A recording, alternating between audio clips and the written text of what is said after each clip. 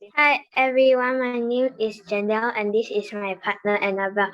We are inspired by SDG through Zero Hunger, so we have created this Elle cooking program to help people learn about food combinations and help the poor. Let us show you the rules for this game. First, you need to memorize all the ingredients for the particular food. We got provide 4 types of food. You need to memorize and choose later. After you choose, click on the box to combine. If the combination is correct, the box will turn green, means it's done, combined, and ready for delivery. If not, it will turn green. Once you are done combining 4 food, the delivery will start.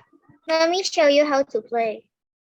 While playing at the game scene, during the building of this game, we faced a challenge where we were not sure how to cope for the logic part because this game requires a lot of logic thinking. At least we seek advice from our trainer on how to solve this issue. If we have more time, we would love to add a timer, some nice backdrop, and some background music to the game.